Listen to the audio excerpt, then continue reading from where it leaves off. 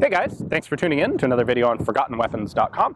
I'm Ian McCollum, and I'm up here today in somewhat blustery, wintry Maine at the James D. Julia Auction House, taking a look at some of the guns that they are going to be selling in their upcoming spring of 2018 firearms auction. Now, the Uzi Submachine Gun here is in no way a forgotten weapon. It is in fact quite an iconic weapon. However, we have never had the chance to actually shoot one on camera, and I thought that would be an interesting thing to take a look at for a bunch of you guys who may not have seen them. And frankly, I'm interested in how they shoot compared to a lot of other submachine guns. So these were developed by Israel in the 1940s, late 1940s, early 1950s.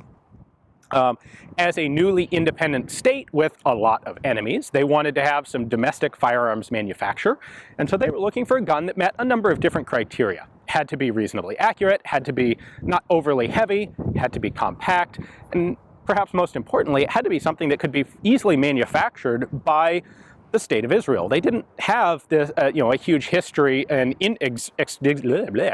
existing industry for firearms manufacture. So what they came up with is a stamped receiver gun, stamped top cover, not a lot of complexity in this firearm.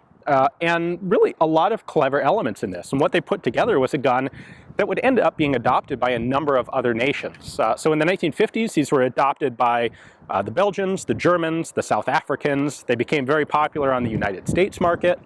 Not just the commercial market, obviously Hollywood had a big influence on that. You know, Schwarzenegger and his Uzi 9mm.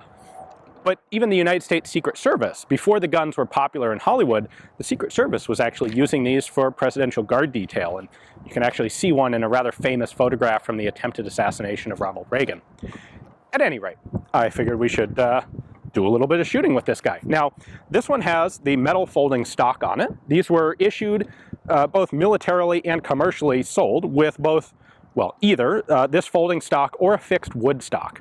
And the wood stock is definitely the more comfortable, more controllable, and better shooting of the two options, but the metal stock is definitely more iconic. So, we'll pop that out. The Israelis very specifically wanted a magazine in the grip. They had this principle that hand meets hand, and so it's easy to reload in the dark. You don't have to see anything and search for a magazine well up on the front of the gun.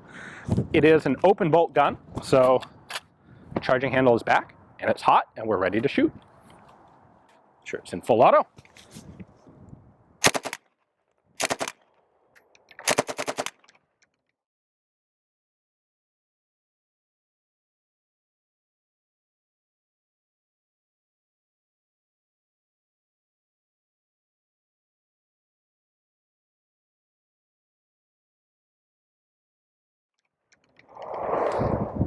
Despite the fact that it has a relatively sharp metal folding stock, which makes for a rather unpleasant cheek weld, it's actually a very controllable submachine gun. The rate of fire is low enough that it's actually pretty easy to keep my sights on a target while I'm firing a burst, and that's not always the case.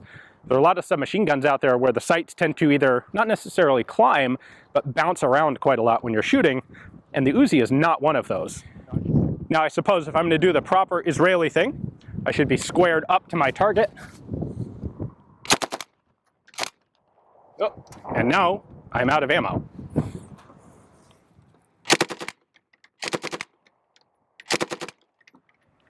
I'll be honest, I didn't have really high expectations for the Uzi because of this stock.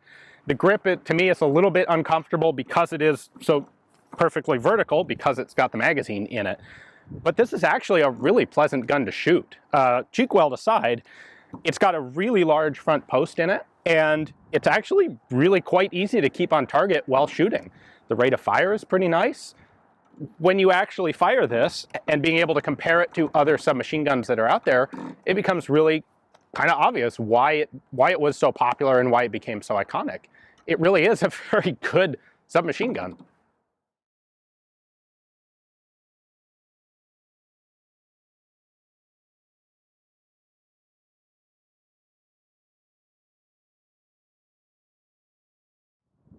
So in addition to the manual selector switch on the left side, the Uzi also has a grip safety built into it. There are people who like that and people who don't.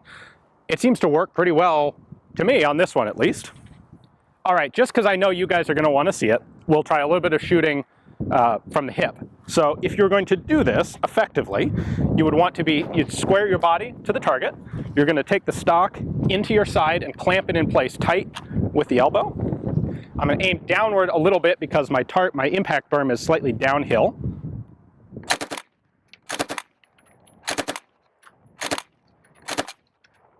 And I think I'm now out. That magazine is empty. You know, that may be a moderately effective tactic at very close range, but when you have sights, it's definitely best to use them.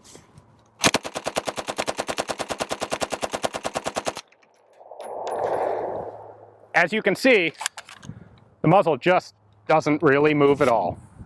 Really, a remarkably nice submachine gun.